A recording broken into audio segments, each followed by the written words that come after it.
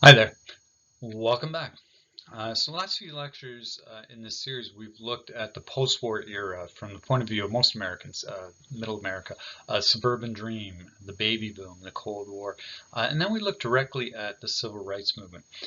Today, we are looking at U.S. culture over a 20-year time span, the 60s to the 80s. Definitely one of the most tumultuous, transformative periods in American history. But specifically, we're looking at the rise of this post-war counterculture and the response to that. Put another way, we're going from the beatniks of the late 50s to up to the moral majority and doing disco along the way. but or going from LSD to Nancy Reagan's just say no. Um, and you know what? That's a good reminder. Politics is an extension of culture. So we're looking at that as well. Largely, though, the focus here is on culture. And my hope is you see these events and people really historicized. Okay, this isn't like a Forrest Gump. Everyone gets a cameo in this period. Great movie, but also critiqued for being really neoconservative movie. Everything's all right in the end. It's all a box of chocolates. Anyway, hopefully it's not a box of chocolates. And the other thing is that you see how change is often bottom up. It's personal. And try to ask yourself too, what really here is new? What is continuity of the same forces that we've seen all along? Okay, and then what is true transformation that has changed where we are at today? Like what is the legacy of this period that we can honestly say comes to us from then to now? Okay? So I hope you really get that in today's lecture. So let's get started. Okay, so to understand the counterculture, we have to begin in the 1950s with the Beat generation. Now, the Beatniks are figures like Jack Kerouac, Allen Ginsberg, William S. Burroughs. Many of these guys saw service of a sort in World War II, kind of a failed service. Kerouac and Ginsberg have brief stints in the Merchant Marine. Burroughs has a very brief stint in boot camp. They're all misfits who either get discharged or end up committed. Right? Ginsberg in an asylum. So very unlike their greatest generation cohorts who are living in suburbia from the get-go. In that way, they're more akin, I see it as to the lost generation of the 1920s. Very similar thing, in fact. You've got this intellectual class who are trying to find their way in a very conformist post-war world that they do not fit into or feel a part of. And just as the Hemingways and the Sinclair Lewis's of the 20s are outside looking in, sometimes quite literally, if you recall the Lost Generation prefers to be in Europe, the Beats too, they're in rebellion against consumerism, materialism, and again, that conformity of post-World War II America. And they value much the same things as their cohorts in the 20s: the spiritual exploration, sexual liberation, and experimentation with drugs. So in that way, not new. Also art, poetry, new forms of music, and writing. Yeah, and key figures in the Beat crowd are, again, Allen Ginsberg. He famously wrote a book of poetry titled Howl, which homosexual themes included here. A whole long epic this poem is, and it's inspired by hallucinations while on peyote. William Burroughs suffered depression, lifetime addiction, and he writes that book, A Junkie, Confessions of an Unredeemed Drug Addict. That's a 1953 novel. He also famously wrote that famous book, Naked Lunch, which you may have seen the weird movie that was made by David Cronenberg on that in the 1990s, or maybe you read the book. And then you got Neil Cassidy and his friend Ken Kesey. A lot of these people are connected from at the college level already, and Cassidy and Kesey were, and they're also featured. Cassidy and Kesey, he features them in his very famous 1957 book On the Road. You might have that on your shelf. It is the defining work of the Beat culture. It's this semi-biographical road trip book that he writes in one sitting on one piece of paper, feeding into his typewriter, inspired by Ginsberg's Howl. And it too features debauchery, right? Drugs, and all these like shenanigans. Now, their fame, as with the Lost Generation, is a function of the 50s culture, which makes them outrageously deviant. And it helps immensely that Ginsberg's Howl is banned for obscenity for a time. That makes him relevant, right? Are they new, though? As I said, I see connections here with the 20s, and some point out they have cultural intellectual roots already in the transcendentalists of the 19th century, that romanticism, that those romantics of the 19th century like Thoreau. What matters, though, and what sets them apart from that Lost Generation, they're really on the ground floor of something much, much bigger, and that makes them important in an outsized way. And that's the fact that by the 1960s, these values are manifested much more broadly.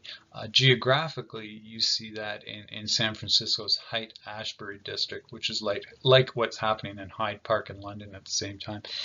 Haight-Ashbury becomes the epicenter of the hippie movement, hippie being a beatnik term from the 50s, and hip cats. Anyway, Haight-Ashbury is a haven for youth who are rejecting the Vietnam War. They're burning their draft cards. They're rejecting corporate culture. They're rejecting those traditional values that they feel smothered by of the 1950s suburban culture that they grew up in, right? And also lots of drugs here. The favored being LSD, which is thought to be safe and non-addictive. And it's thought to be a lot more than that. In fact, it's thought to be the answer to everything, which those who take it really firmly believe, right? And that still rings through to today with the, there's strong opinions that way about the use of psilocybin acid as a means, ironically, to cure addiction. But in any case, that's a conversation we don't have to get into. But the one name associated with that idea that LSD really is the answer to everything is the Harvard professor Timothy Leary. Okay, he's the main proponent of that argument. He turns his Harvard seminars into drug experiments. Now, some of these people are turned on to drugs by Timothy Leary, by the way, had that famous expression, tune in, turn on, drop out. Some of these people turned on by the government. Okay, Ken Kesey was at Stanford working on his writing degree, and he signed up for an experiment while he was there. He doesn't know that this is the CIA doing mind control tests using LSD under Project MK Ultra. Project MK Ultra being this deep secret Cold War experiments that really messed with many people before it was finally exposed in 1973. There's a Canadian connection here through McGill University. Kesey was inspired by it to write the book One Flew Over the Cuckoo's Nest. A great, fantastic novel of the time. And him and his so-called merry pranksters, this band he tours with and hangs out with, who are all on acid, they did the original bus tour right before the Beatles, the Magic Bus thing, right? They toured the country in this painted bus, hosting acid tests everywhere, which are basically wild parties with light shows and music and psychedelic drugs. Fantastic early book on this by Tom Wolfe, okay? Tom Wolfe, Electric Kool-Aid Acid Test. This is a new journalism style. It's not for everyone, but he's like an embedded journalist who gets in deep with them, and he chronicles their trip to New England, meeting up with Timothy Leary, and also how it doesn't really go well, because Leary is this academic Ivy Leaguer, and Ken Kesey is more of a West Coast partier, not super serious. In any case, this whole drug-fueled party culminates in what becomes known as the Summer of Love in 1967, when about 100,000 young people gather in San Francisco for drugs, for sex, for music. But that's the apex. It's already coming to an end. There is no second Summer of Love. And already not everyone is seeing LSD as a spiritual tool. In fact, that same year, 1967, saw LSD banned as a controlled substance at the federal level. 1966 in California. The tragic lives of most of the beatniks confirm the medical community's view that it's dangerous, or definitely has high potential for abuse anyways. Neil Cassidy died of drug and alcohol overdose in 1968. Kerouac renounces LSD, goes back to his Catholic roots, but dies in 1969 from complications from decades of alcoholism. Meantime, while the hippies are out there putting flowers and guns and getting stoned, dropping out, there's this whole other side of the countercultural movement that took shape, and the historiography on the hippie movement really initially did not nuance it that way, but eventually did come to represent that there's a real divide here in the movement, right? And this other side is student activism or direct political action. Now, the Vietnam War is what they're responding to mostly, and that escalated dramatically under President Lyndon B. Johnson. And that's the central issue of the time. And yeah, you can guess why. By the mid-60s, thousands of young American men are being drafted into a war they didn't support, which, supposedly about fighting communism, in fact, is really more of a civil war between the Vietnamese, which the more thoughtful Americans are figuring out. Television, which initially is very conservative in its reporting on Vietnam, is eventually bringing images of napalm and body bags and then the My Lai massacre right into American homes. And this is fueling the rise of what is known as the New Left, especially on college campuses. And the best example of that is the Students for a Democratic Society. Not a new thing, but formed already in 1960 when they released their Port Huron Statement, which called for a participatory democracy, called for an end to militarism. But it gets more and more radical in the 1960s. Berkeley, 1968, becomes their flashpoint. Students take over the campus here, UC Berkeley, and they clash with police. This period sees a real radicalization of youth activism. In other ways as well, right? And some of them are Marxists, out and out Marxists, like the group the Weather Underground, and groups like that, unlike the SDS, are resorting to bombings in protest of U.S. imperialism. Black Panthers also active in this time period, in this context, but they're not out there bombing, but they're definitely armed and ready to fight the police. And then you get some groups that in this culture are just making shit up. In the early 70s, you see this group called the Symbionese Liberation Army, and they famously kidnapped Patty Hearst, who's the granddaughter of William Randolph Hearst. She ends up joining them in their bank heist, which is kind of comical. But the thing is, their title means nothing. There is no place called Symbion. There's no Symbionese needing liberating. It's just really a function of the times. It's a great symbol of the zeitgeist of this era. Now, a lot less serious than the SDS and a little more intentional than the hippies. So I guess kind of in between those two poles, you've got the yippies, or the Youth International Party, which are just great fun to talk about. These are essentially pot-smoking anarchists. They're a countercultural offshoot, and they call themselves and really are cultural revolutionaries. They're sincere about being that.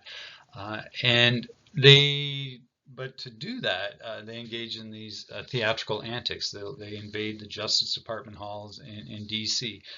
They invade Disneyland, and they take over Tom Sawyer's Island to begin the revolution there. In 1967, they get thousands together at the Pentagon with the stated goal of getting it to levitate through their meditation, to fly away. They also nominate a pig for president, to call him Pegasus, in 1968 in the context of the election that year. So really, they're just sticking it to the man in a lot of fun and creative ways. Abbie Hoffman and Jerry Rubin, old friends of the intellectual gurus or co-founders of this. Hoffman writes a few defining books about one of them is titled The Woodstock Generation, and also this book here on how to live without any money.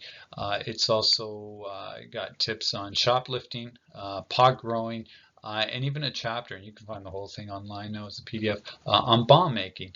So making pipe bombs and whatnot. Though he's very clear that they're not to be used against people, only for blowing up buildings, getting the man that way, right?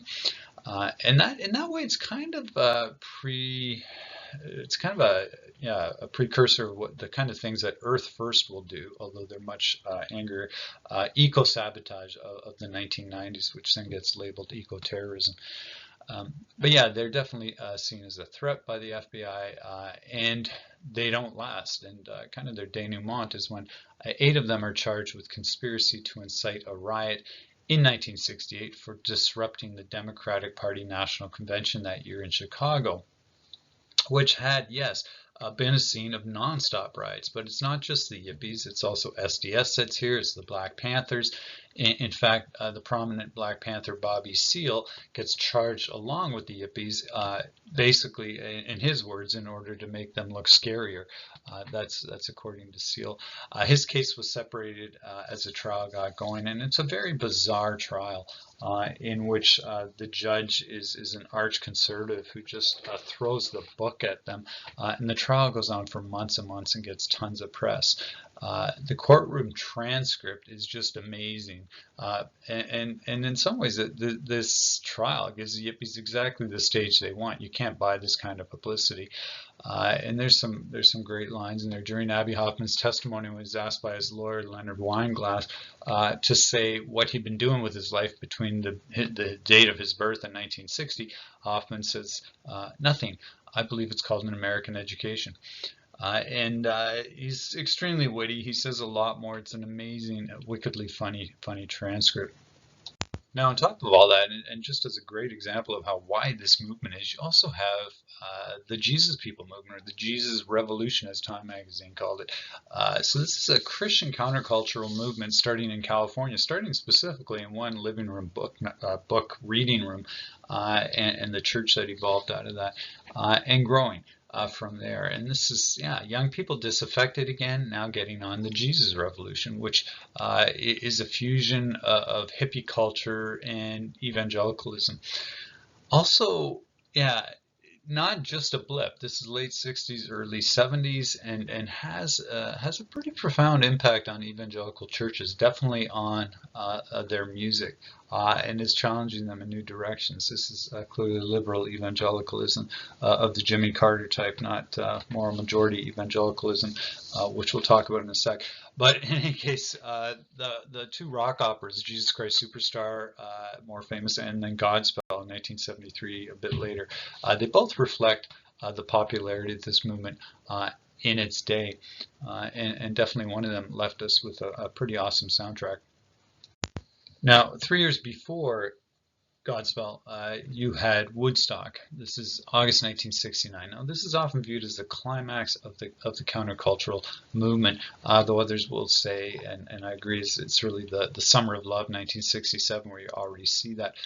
But this is, we're transitioning now from that, the early adopters, the true hippies, to the commodification of that, which is also always inevitable. And we've talked about that with the flappers as well, right? That it becomes a style. Any case, Woodstock is held on a farm in upstate New York, and maybe you've heard about it, maybe you know about it, maybe you've watched the movie, but it meant to be a ticketed concert. It ends up becoming free because it becomes unsustainable, the number of people that come out. Ultimately, about 400,000 people are here for 3 very rainy, muddy days that feature amazing talents like Jimi Hendrix, Janis Joplin, The Who, and a few who chose not to go and later regretted it. But in any case, Woodstock, generally seen as a very successful, amazing experience, very unlike what happens later that year, the Altamont free concert, which was supposed to be a Woodstock West type of thing, but instead it went violent, and there are actually 4 deaths that happened at the Altamont concert, including one by the Hells Angels, who were hired as security by the Rolling Stones. Now, Altamont is seen kind of as a symbolic ending of sorts, a sign that the idealism of the 1960s was giving way to disillusionment. It's not that simple, of course. You can't bookend things just because of a concert going sideways. But yes, it is true that it becomes a symbolic of the fact that the counterculture is fleeting, and it is. The counterculture is fading. At least this intense energy period. Most of the communes that are set up by these idealistic hippies in the 60s, most of them failed as fast as they're set up. Most of these kids went home, went back to school, or got jobs, right? And that's the problem with freedom is, yeah, well, someone has to take out the garbage, as is famously said in the when a similar experiment in Toronto, Rochdale College failed. That was a free college which you could squat in and live in while taking free courses in Toronto. But in any case, the yeah, failure, yes, but no, right? Not only, and it needs to be said that the protests over Vietnam do succeed. And a good way to think of that is that Lyndon B. Johnson by 1968 has become this unwitting prisoner in the White House because of the continual protesting that is taking place outside his offices, right? It needs saying too that it's not just hippies, it's not just countercultural Americans. It's many Americans that are protesting. That's anything from Catholic nuns to pacifist Quakers. Dramatically, it's in the early days of this, it's a Quaker named Norman Morrison who self-immolates. He sets himself on fire outside the Pentagon, outside the offices of the Secretary of Defense, Robert McNamara. To Robert McNamara's horror and shock, right, in order to protest this war. Now, at that point, only about 2,300 Americans have been killed in Vietnam, and eventually that'll rise to 58,000, right? But by that point as well, as Norman Morrison's incredibly sad moment, you've already had tens of thousands of Vietnamese people dead through bombing, and that's a big part of the anti-war movement that really has people right, burning their draft cards or leaving for Canada. In any case, it ends up being more than Johnson can handle, and he got into office hoping to declare a war on poverty, not have everything about his tenure be about a war in an Asian country that he didn't have strong feelings getting into the presidency about, and feels that his mandate has completely failed. He can't figure out a way to get out of the war. And part of the problem is he's definitely not going to be the first president to lose the war to the communists, which is how he sees it, unfortunately. And he decides not to run again. Famously. So conservative Republican Richard Nixon wins the 1968 election instead, and he wins with what he calls the silent majority. Maybe you've heard of this before. The silent majority, those Americans who weren't protesting Vietnam. And you know what, he's probably right. And he also gets in with a commitment to get out of Vietnam. Okay? And peace with honor is what he calls that. So yeah, that is enough to get the Republicans back into the White House. And under him, the Americans gradually withdraw troops under what is called the Vietnamization process. Right? But yet the war still drags on, and there doesn't seem to be an easy way out.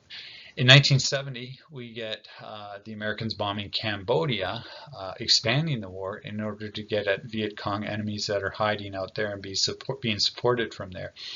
So now it seems like the war is in fact spreading instead of diminishing, and this leads to more protests, and then we get the tragic Kent State shootings where National Guardsmen killed 4 student protesters. Finally, by 1973, under the Paris Peace Accords, the Americans officially pulled out of Vietnam, propping up the Southern government. But within 2 years, that government collapses when Saigon is taken by communist forces from the north. And that's really this humiliating end for the Americans, and those famous scenes of getting out of the U.S. Embassy from the rooftop on helicopters and then dumping those helicopters into the ocean after bringing people to American aircraft carriers in the sea, right? And maybe you've seen those images. Very sad and yeah, very humiliating moment for the Americans. At the same time, the Watergate scandal really shattered public trust in the presidency, not just in Richard Nixon himself. Uh, and that was 1972. These operatives connected to Nixon's re-election campaign broke into the Democratic party headquarters at the Watergate Hotel in order to spy on them. Now, Nixon completely denied involvement in this, but there's this whole trail of evidence, and most damningly, you've got the secret Oval Office tapes that he's recording that revealed that there's a cover-up here and that Nixon did know. So after a long investigation, Nixon finally resigns in 1974, the only U.S. president to do so. Watergate, Vietnam together really deeply eroded Americans' faith in government and its institutions. Okay, we'll get back to that disenchantment in just a moment, but we want to look at these other major groups that come out in the countercultural era, or these countercultural groups, these new movements. And one really important one is the environmental movement, which had major staying power. It's one of the few from this time period that does.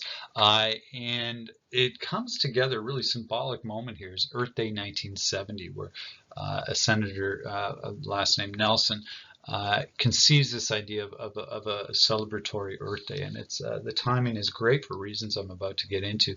But in any case, with that, we've also had the first Earth Day proclamation signed by a lot of famous celebrities, including some of the astronauts who are big-time celebrities now after the moon landing. And yeah, a massive participation here for this movement that seemed to come out of nowhere, but in fact did not. So let's look at where this came from. A couple things come together here, and I'll give you about 3 or 4 of those. So one of those is in this whole post-war shift, and we've had a conservation movement, right? We've had that since Gifford Pinchot, early 20th century. We've talked about that, Teddy Roosevelt, yada yada. But this is different, right? This is about more what we're familiar with, the preservation of the earth and hands off the earth for its own sake, right? It kind of like hearkening back to those transcendentalists, Thoreau, who I talked about earlier, keeps coming up. Anyway, but yeah, this post-war shift is partly an aspect of affluence, right? The fact that more and more people, more and more Americans now can conceive of protecting the environment when their jobs are not in direct opposition to that, right? They're not working in resource industries anymore. We have the rise of a service economy. And the ability to conceive of spending money conserving our backyard, so to speak. Another one is the arms race, which is interesting. That's a big moment here is that blue marble picture that was taken from Apollo 17 in 1972. And absolutely the Apollo missions are part of that arms race with the Soviets. But that picture was a real reminder to everyone how this fragile planet is out there hanging in space. It's an image that had never been seen before, and it has a real effect on people's worldviews, as does, of course, this fact that we can now destroy the entire world with the tools that are disposed with atomic weapons. Right? This is unprecedented that mankind, humanity, can destroy its existence. Right? Can wipe itself off the face of the planet. So clearly. Nothing matters more than putting controls on that, right? So these are two that always come up as two of the early causes in what will become the environmental movement. Another impetus to the movement is population fears. Now this comes out of the time period of the baby boom, right? So it makes perfect sense that people would be fearing that the world is going to be outstripped by the number of people very soon. Now, this takes off in the 1960s, and when Paul Ehrlich writes this book called The Population Bomb, where he predicts, it becomes a runaway bestseller. He's a Stanford University prof who famously predicts that about 40 million Americans would die by the 1980s of starvation because of global wars related to resource scarcity because of overpopulation. Right? Now he's not the first to get that wrong. Okay, and getting population fear mongering and is not a new thing. It goes back to Thomas Malthus at least in 1798, who I believe he said that the world could sustain 1 billion people before it collapsed. and there's a variety of reasons why these have never been borne out, but really the main one there, and the reason for these other two slides, is that with industrialization and urbanization, particularly urbanization, people have smaller families. So even as population size is growing through the late 20th century, the birth rate globally is in decline, right? So by already by the 1980s, we have most who pay attention to this are telling us that our problem will be the opposite by the late 21st century, that it will not be overpopulation but underpopulation. In any case, it's another aspect of the growing environmental movement, and sometimes not the most positive one, because it can lead to a real focus on other countries which are seen to be out of control. Sub-Saharan Africa getting a lot of the attention of those within the movement who want to limit or who put their focus on the high fertility numbers there and trying to curb that, right? So this idea that the lifeboat scenario, that the world's only so big, and we we can't really share our resources with these massive populations in other parts of the world. So it has a bit of that xenophobic, anti-immigrant, kind of racist subtext to it. But in any case, another part of the growing environmental movement, or at least another really compelling reason that it takes off when it does. Another one is this, simply pollution. Now here's Cuyahoga River, 1969, catches on fire. Why? Because it's not really flowing, it's more like oozing with all the contaminants, effluent and oils and whatnot that are dumped in by industry, right? And this has been going on for a long time. Okay? This is the 12th time at least that the Cuyahoga River has caught fire. This is a very dramatic fire. It does a lot of property damage, but it's a real reminder to Americans that they have messed up their waterways, right? And Pete Seeger has been on a bandwagon for a while to clean up America's waterways, and with this fire becomes symbolic of the real need to do that. Same time, same year, you have the biggest ever oil spill in U.S. history, and it's from a drilling rig 6 miles off the coast of California in Santa Barbara oil spill, 1969. And then you get the Love Canal disaster, which is this neighborhood that is built on a military dump site near Lake Erie, and the chemicals leached into these basements and caused neurological problems and at least one death of a young boy. The whole neighborhood has to be abandoned. And then you get the fact that the Great Lakes by the early 1970s are so polluted that allegedly, at least for Lake Erie, you could process your film rolls in the chemical stew that is the lake, right? No additional inputs needed. And this may be fact. Erie is the shallowest lake, so it was the most sensitive. And you did have these periodic fish die-offs. You had these algae blooms, and you had detergent blooms, detergents, phosphates that are tumbling over the water in great billowing clouds and hitting the shoreline. At that time, and I was young back then, and we were all told that it would be about 90 to 100 years before this lake would be clean again. Also, a key point is that the regulations that came out of the public anger over Santa Barbara and Love Canal and the Cuyahoga, and now this new understanding of the impacts on human health, does see a sea change. And where we get that understanding of its impact of human health is from Rachel Carson, okay, a biologist who wrote a book called Silent Spring in 1962, and she calls it Silent Spring because on her property she doesn't hear the songbirds anymore, and she connects that to DDT. So she's the first to really teach us all about bioaccumulation, which unbelievably people really didn't understand. Okay. Up through World War II and after, there was this sense of better living through chemistry. That's the worldview, right? That all these different agents, these different chemicals are all good, and that DDT is great because it controls mosquitoes, hence controls malaria, and the idea that of bioaccumulation, that these are cancer-causing chemicals that build up in those who are higher in the food chain. Of course, we're at the top. Eating everything. It's killing us, right? When I was young, they would fog the beaches and campsites with a DDT truck, and we would bike behind it. In any case, it does see a sea change. All these things come together, and has a major impact at the governmental level and regulatory level. Specifically, Nixon establishes the EPA, the Environmental Protection Agency, in 1970. Okay, on the heels of all these everything I've described to you. 1977, we get a Clean Water Act, which, among other things, it limits tailpipe emissions of vehicles because now there's a connection seen between leaded gasoline and acid rain, which absolutely there was, as well as water pollution. So between that and the Great Lakes Agreement, you see some radical change. And here's a good example here. This is an image of a Lake Erie beach in the early 2000s, crowded with swimmers again. Okay, and they're not coming out of the water gangrene or whatever. Anyway, we also get tighter regulations on oil drilling. We get a moratorium on new offshore drilling in state waters.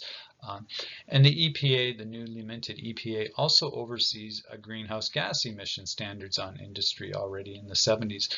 And when Carter gets the White House, he famously puts solar panels on the White House, right, when he becomes president. So by the mid-70s, what I'm telling you here is that environmentalism is no longer just fringe, right? It's made some massive gains.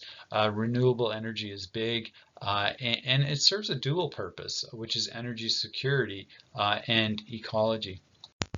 Now, it's often forgotten, and I hope you forgive me for going down this rabbit hole, but Ralph Nader is a name that needs to come up, and he can be thanked for many of the reforms of this time. Okay, most famously, the fact that there is in America a National Highway Traffic Safety Administration. Right, very powerful one, at least for a time it was. There's also a Motor Vehicle Safety Act, which mandated seatbelts. It's also thanks to Ralph Nader that we have CAFE controls, which are corporate average fuel economy rules on Detroit automakers. Detroit is forced under CAFE rules to produce fuel-efficient cars in the 1970s. Okay? Ford Pinto, anyone? Yeah, there's more than a few stumbles as Motown pivots to making these. But yeah, all this reform, and that's my point, it comes out of Nader's advocacy work as a lobbyist. Okay, so he's a citizen lobbyist who he's a lawyer, he writes a book called Unsafe at Any Speed, and it is about GM vehicles. That's what launches his career, because GM launches a smear campaign against him. Including hiring prostitutes to entrap him and wiretapping his phone and all these dirty tricks. So he sues them, he wins, and he uses the proceeds to launch a consumer protection agency, which is just awesome karma, right? And then he calls his employees, many of them are lawyers and some of them are working pro bono, but some of them are working for pay. He calls them Nader's Raiders, okay? And yeah, so Nader is to be thanked for a lot of this. Among them, a lot of the impetus for the EPA, although it also comes from other things that we've talked about. But yeah, he is really crucial in lobbying for those laws that lead to agencies like the Occupational Safety and Health Administration, 1971, the EPA, National Highway Traffic Safety Act, many others, consumer protection agencies. Okay? He's also relentless. He's a thorough critic of these agencies, including the EPA, for not doing enough. And then, given his personality, it's not all good. He famously runs for president in the 2000 election under the Green Party, which is the dumbest thing to do because he splits the progressive vote in a very tight election, enough that George Bush could defeat environmentalist Al Gore, right? So the opposite of what he should have wanted. Great documentary about Ralph Nader. If you haven't heard of him, do check it out for sure. Okay, two more movements I want to get into from this time period before we shift back to where we were headed, which is the disillusionment part of this lecture. But in any case, one is the women's movement, another major aspect of the cultural shift of this period. Ground zero in that shift usually is placed with Betty Friedan and her best-selling book, The Feminine Mystique. Now, The Feminine Mystique basically describes this ostensible widespread unhappiness of middle-class American women in the mid-20th century, okay? Which is her and her cohorts. And she bases it mostly on her conversations with her college friends many years later. And what she finds is that many of them felt really trapped, right? And trapped by the cultural expectation that they should find really their fulfillment in domestic roles as wives and mothers, and guilt that they do not find that, okay? Guilt that they don't find fulfillment there. Friedman argues that this idea of women finding their fulfillment in these roles is the feminine mystique. And it limits their identity, right? Stunts personal growth, prevents women from pursuing careers. And yeah, her book is very, very timely. To put it mildly, it becomes a major catalyst for what's known as second wave feminism, right? The second wave feminist movement. Right? Now, the definition for that is pretty fraught, but easiest is to say it's about moving past these legal battles for access to equality, these pre-war battles, into more profound changes, changes that are systemic, like equal pay for equal work, affirmative action, pushing for affirmative action to gain equal standings in professions. Friedan and her friends established NOW, the National Organization of Women, in 1966, which is fighting for all of these things and continues to do that. Their work sees some major gains. Title IX, colleges must spend as much on female as male athletic programs, thanks to the work of NOW. Roe versus Wade, the Supreme Court quashes a ban on abortion. Again, largely thanks to the work of the groundwork of NOW. Women gain access to military academies in 1975. America grants no-fault divorce, so there's a recognition that that's overdue. Also, a legal recognition that sexual abuse and rape specifically can happen within marriage. Okay, that's a big one. They fought for and gained all these things. Now, also, it needs to be said that the women's movement notoriously divided. One example is Friedan, National Organization of Women, called the lesbian movement the Lavender Menace. Okay, the Lavender Menace. She saw them as a threat to women making inroads with Middle Americans. Okay? Later on, she comes around, so that's not super important. But yes, the women's movement does have varying priorities and can be quite factional between liberal, radical, Marxists, right? And one place you see that debate continue and divisions continue is over whether sex work, prostitution, is something to celebrate, if that's women exercising their agency, or if this is inherently exploitive. But yeah, important movement, again, from this time, and that's kind of just the Coles Notes light on it, and yeah.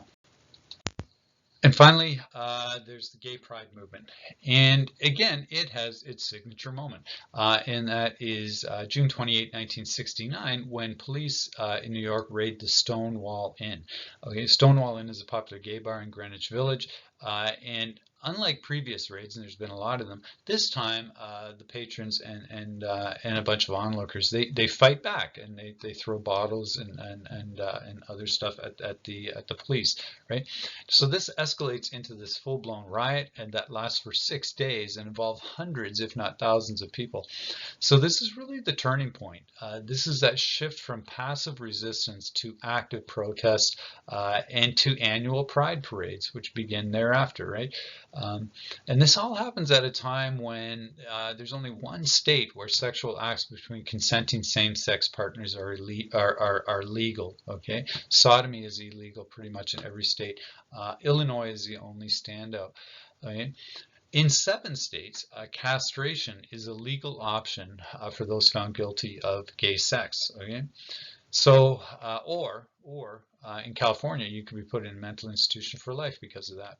And maybe you know that the DSM, the American Psychiatric Association's diagnostic manual, basically their big dictionary, basically, or their Bible kind of thing, the DSM, it defined homosexuality as a mental illness right up until 1974.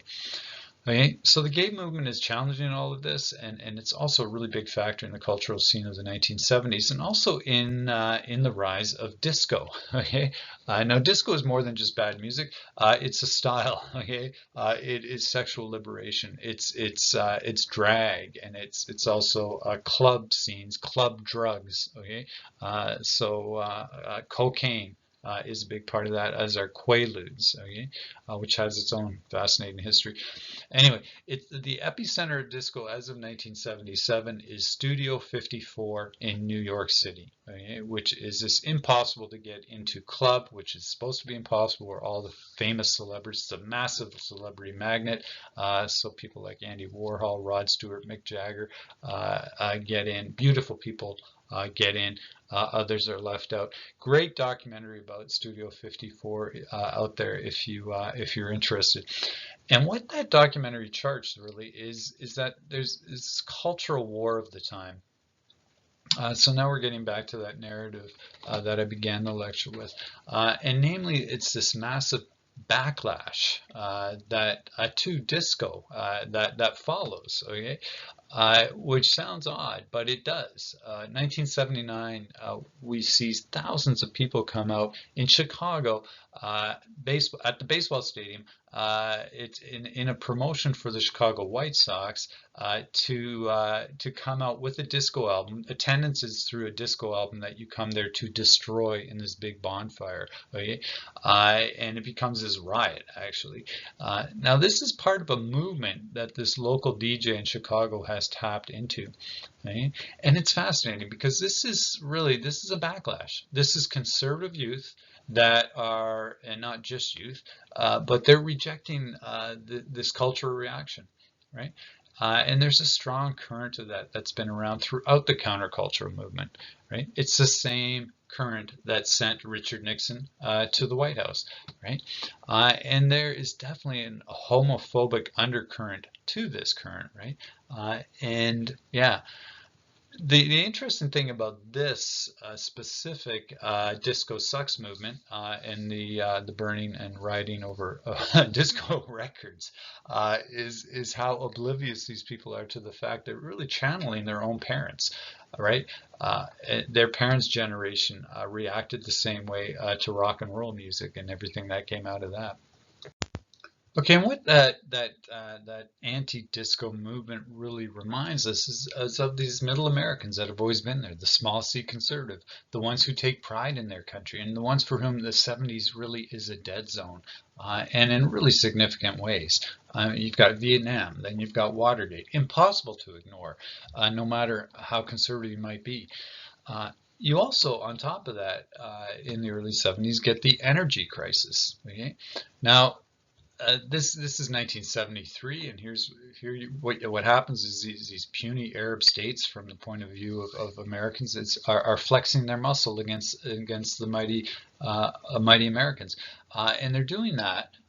They're cutting them off oil because of their support for Israel in the 1973 Arab-Israeli War. So here are these small states that can suddenly dictate our foreign policy, or think they can, and suddenly everyone in America is lining up for overpriced gasoline, which you are lucky to get. So Americans are feeling impotent and very vulnerable. Right. This is what leads to the Nixon 55-mile-an-hour speed limit, right, to save fuel, which also is makes you feel impotent, if not emasculated. Anyway, worse. Now we have, for the first time, this economic problem that's called stagflation. Economists are calling it stagflation, new term. And what it is you've got not just high inflation, but high unemployment and slow economic growth at the same time. Usually inflation goes along with high employment, right? But instead you've got inflation with high unemployment, and there's no consensus on how to break out of this, right? It seems to be the end of the post-war economic boom, stagflation. Now it's all this kind of thing that sees the rise of the neoconservatives, right? Particularly under the term of Jimmy Carter, 1976 to 80, culminating in the election of Ronald Reagan in 1980. And I'll give you three more causes along the same lines that are more immediate, all from 1979, all that I recall vividly, as does anyone of a certain age. And the first of those that really helps the neoconservatives and Reagan get to office is the Iranian hostage crisis. Okay. Suddenly, in 1979, revolution breaks out in Iran, and the U.S.-backed Shah is deposed, and he ends up in Miami. Now, worse than that, the American embassy is taken by the revolutionary students, along with dozens of American hostages, and we get this really, really long hostage crisis. And worse than that still, it just keeps getting worse, the Carter administration can't get them out, and again, we're still, Carter authorizes secret strike force to do just that, and they crash and burn in the desert. And obviously that becomes front page news, and it's this real humiliating moment of American power seemingly having dissipated, right? A second thing that happens in 1979 that I want to mention, and that was a disaster as well, blamed on the Carter government, is the Nicaraguan Revolution.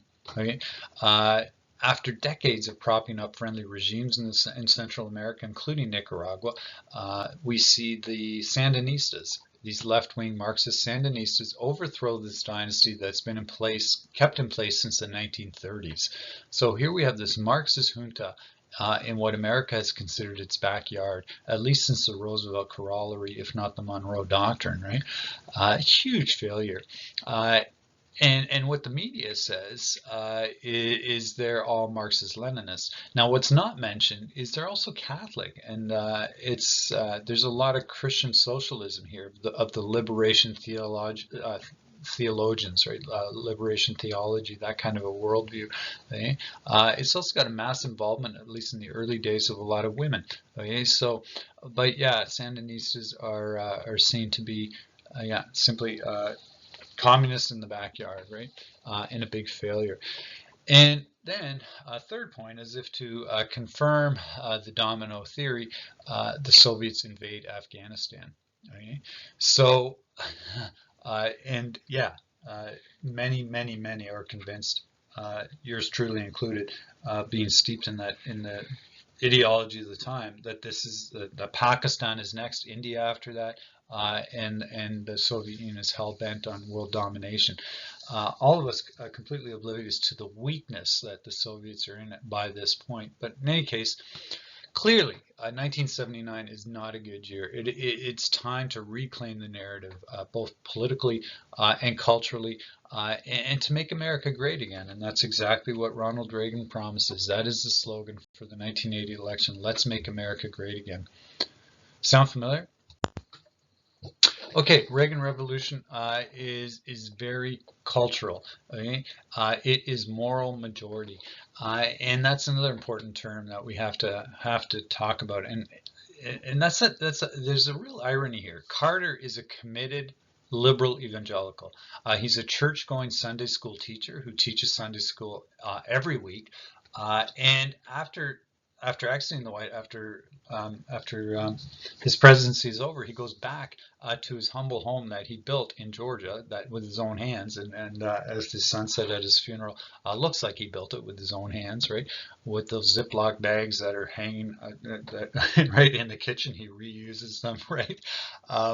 He's such a Boy Scout, right? He's such a good guy. And he once even told a reporter from Playboy, of all things, that he knew he'd committed adultery in his thoughts, and this bothered him. Okay, he said, "I've looked on a lot of women with lust. I've committed adultery in my heart many times." Now, there's your true Baptist for you, right? And it makes you wonder what Kennedy would have said if he'd been asked point blank about extramarital activities. Okay, enough said. Most leaders had about 1% of the moral backbone that Carter had, including Reagan. right? But that comment really bothered people. I guess it was a too much information moment to Boy Scout. But in any case, here you have Reagan, who's a divorced Hollywood actor. He's not a churchgoer, yet he's amazingly adept at convincing the evangelical right in America that he's their man, right? And that's important too. That the evangelical is not on one page. You get the left and the right. They get the Carters and the Reagans. The bigger group definitely is the ones on the right. And he famously told the American Evangelical Association, their national association, at one point at their convention, he said, "I know you can't endorse me, but I endorse you." Right? He's very smooth. And he promised action on abortion. He promised action on drugs.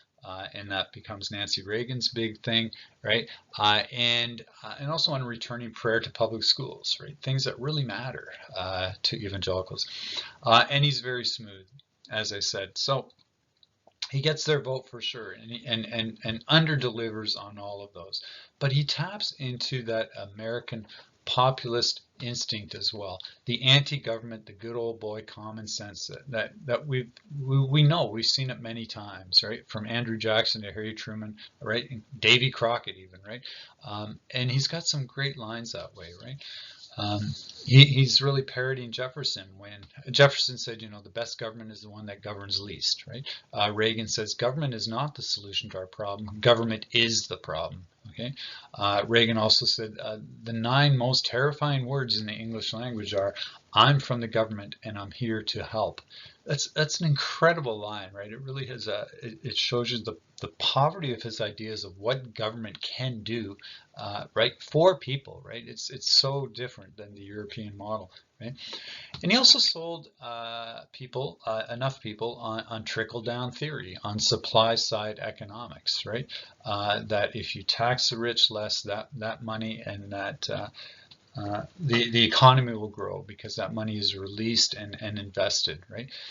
Now, that has completely been proven to be false, and it's really unfortunate that this now, you know, widely acknowledged false theory is implemented in 1981, because this also coincided with a severe recession, which in turn is triggered because inflation, which has been at double digits since the 1973 oil crisis, and has to get reined in. And in order to do that, the U.S. Federal Reserve raised the U.S. prime rate from 11% to 20%. Okay, now anyone with a mortgage just about faints when they hear that. If you have, right, it's shock therapy. Right? And it works. Inflation disappears. It's called the Volcker Revolution. The problem being, so does your house, right? If you had a variable rate mortgage or when you go to renew it, right? So receiverships are through the roof. Consumer spending tanks. People default on their credit. Banks fold, and you get a severe recession. Meantime, under Reaganomics, as supply side is also known, the top marginal tax rate is dramatically lowered from 70% to 50% and eventually to a low of 28%. Okay? Now, we've talked about this before. It sounds really dramatic, and a lot of leftist scholars or left-wing scholars will say, you know, this is it, and this is all you need to know, right? That Reagan stopped taxing the rich, and the burden of the economy falls on the poor, right? But it's really not that dramatic. It's not as significant as it sounds at all. As we looked at that before, the effective tax rate of the top 1% only drops 2.4. Right? So the effective tax rate of the very wealthiest, the top 1%ers, only drops 2.4% under Reagan, under his initial Tax Reform Act of 1981. Still, it is less income from the wealthiest to pay for government programs, which then, as we all know, under Reagan, get completely cut, disemboweled, right? Do they, though? That certainly was the intention. That certainly was Reagan's intention, and the intention of the neoconservatives. Okay, Reagan called welfare programs. He called them, quote, a spider's web of dependency. Okay, that's how he saw welfare. And the rhetoric from the neoconservatives was really about the welfare queens. Right, a lot of it is fairly racist. It's coded language for African Americans. Okay. Welfare cuts under Reagan Yeah, don't really work. Okay, and partly that's for a simple reason. And he faces a hostile Congress for his entire presidency. So Reagan does not have an easy time of it delivering on what he's promising. Okay, but he does get some traction on a few things. One is student loans. They're the biggest hit. Billions are cut in student loans. Okay, so that brings in a new type of inequality, right? But in fact, overall, spending on the various other welfare and poverty reduction programs increases, okay? Increases under Reagan. And you can see that in that graph there, tracking welfare spending in the States. By 1989, federal spending overall is up 69% from 1981. So that idea of a smaller government, right? No, right? In fact, the Reagan administration, they're spending like drunken sailors, okay, compared to what they said they would be doing, right? Smaller government, reducing government spending. It's up 69% under his tenure. That said, the Reagan administration worked really hard to pillarize welfare as fostering dependency, particularly the aid to families with dependent children. There was this program of aid to families with dependent children, AFDC, which exists today but in a different name and is really been gutted. Now, the rhetoric here is that it effectively encouraged single motherhood and it incentivized people on welfare having more children, right? And remaining single because you don't want a wage worker in your home or you're cut off, right? So that's the welfare queen idea. Now that's contested, but we will see that program axed by 1997 when Clinton is in office with a Republican-controlled Congress, which is the exact same situation Reagan had been in, but now flipped on its head. Anyway, that's one way that you see the ideological legacy of Reaganomics and neoconservatism, how it outlives Reagan. Okay? Another is deregulation. Okay? Deregulation. That definitely is a shift in of the neocons. Okay? Now, deregulation was a word you're hearing nonstop in the early 80s. It's part of the conservative zeitgeist of that time, right? And it's code for cutting red tape, for cutting government oversight, which it sees as collectively this drag on the economy, right? Also on cutting government itself, right? Privatizing things like federal prisons, which were privatizing. Now there's an incentive to incarcerate people. Privatizing immigration detention, which still is contracted out right now. There's an incentive to keep immigrants in detention for longer, right? Deregulation also sees banking rules that go back to the 1930s being cut, okay, which we all end up paying for. Rules on environmental protection that have recently been passed in the U.S. now are being cut, right? Regulations on transportation, regulations on broadcasting too.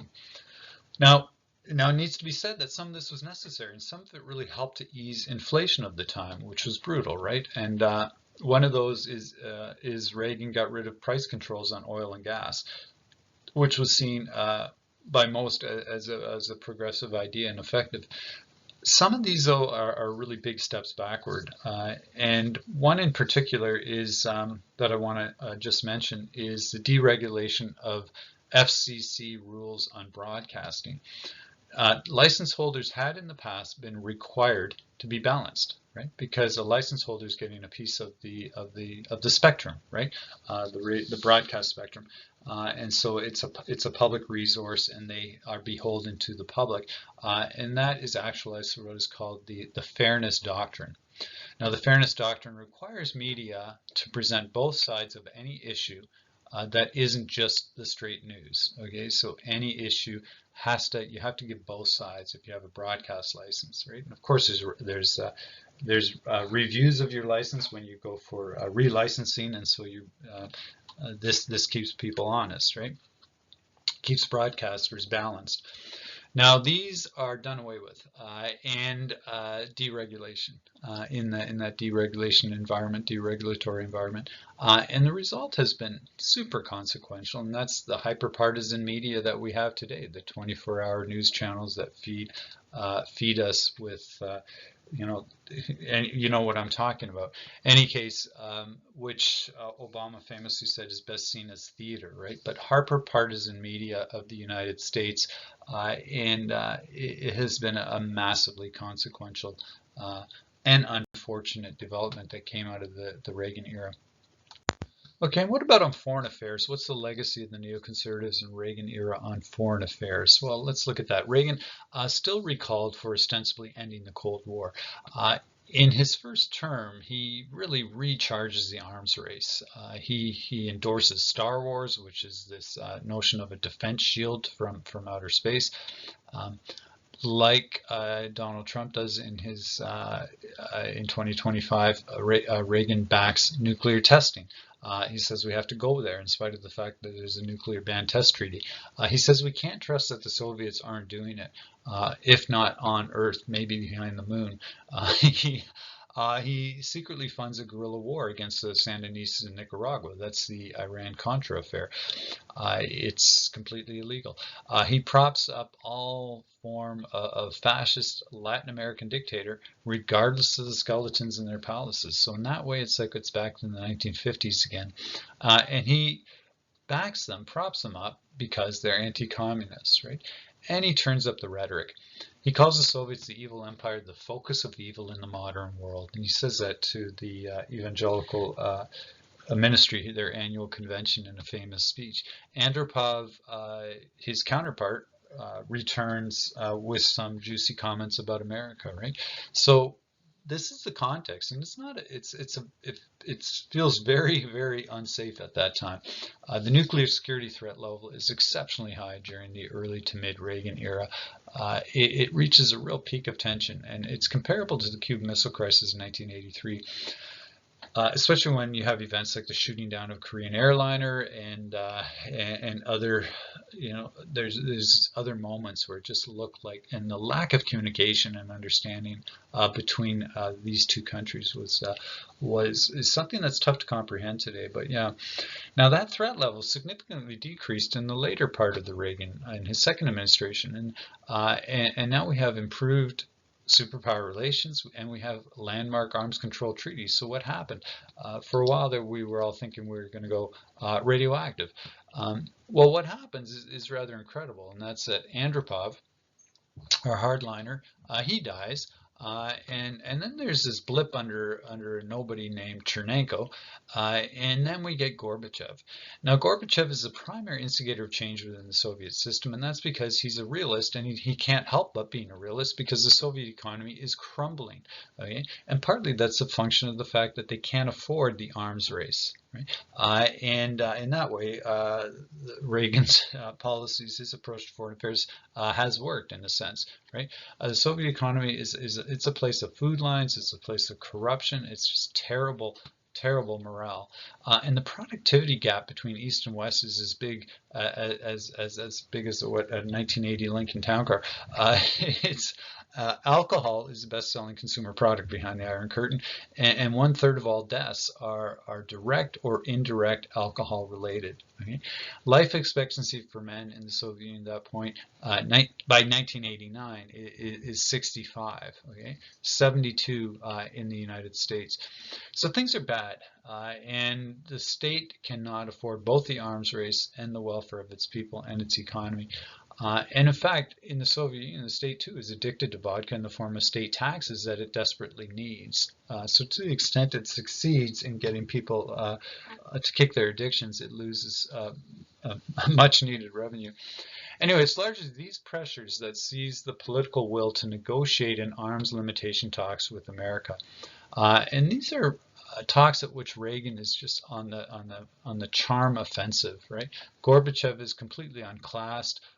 In his Soviet suit, dark overcoat, and fedora, they meet first in Iceland. That's successful, the Reykjavik summit, and then Ronald Reagan and Gorbachev famously agree to and sign the Intermediate Range Nuclear Forces Treaty, the INF Treaty, in Washington. In December of 1987. Now that is the first treaty to eliminate an entire category of nuclear weapons. So in that way, a very positive legacy that gets back to that signal moment where he tells Gorbachev to tear down this wall in Berlin, right? But the legacy is also one of the neocons, and that continues to this day, is one of unilateralism, going it alone, and a real skepticism, and in some ways a loathing of international institutions that were so important in propping up the post-war order, right?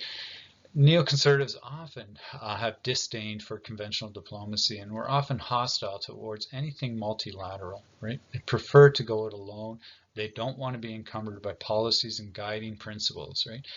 And idealism and other states, or be signatory to those, or handcuffed by them. So Reagan, for example, withdrew the United States from the jurisdiction of the World Court in 1985, a super important World Court going back to the 40s. The U.S. also never ratifies, never joins the Rome Statute or the International Criminal Court, right, which leaves it open to do what it wants. And the U.S., as I said, supported under Reagan all matter of ugly Central American dictators who are victimizing their own, right? And they're the real casualties of this anti-communist period, right? And you have this really odd situation in the 80s of people that are seeking refugee status in North America from the regimes that America is propping up, right? So that unilateralism is really fed by American exceptionalism, and that clearly has been a theme throughout American history. And in that way, we don't see that changing, right, with the Trump administration. He is no aberration in that. Or in the Make America Great Again, as we've seen. The real aberration then is maybe that high level of cooperation between America and its allies in the post-war decades, which was, not not something that was set in stone. Okay, NATO being a symbol of that, right? But even then, is it that simple? Well, Vietnam proves that this cooperation, this high-level cooperation, was really never complete. America went it alone there, for certain. But in any case, that is our lecture. That's the story and the glory. A lot in there, and we're sitting at an hour, 10 minutes now. But I hope that answered a lot of your questions and maybe raised some, which is really awesome when that happens as well. Okay, thanks for listening. Any questions, let me know.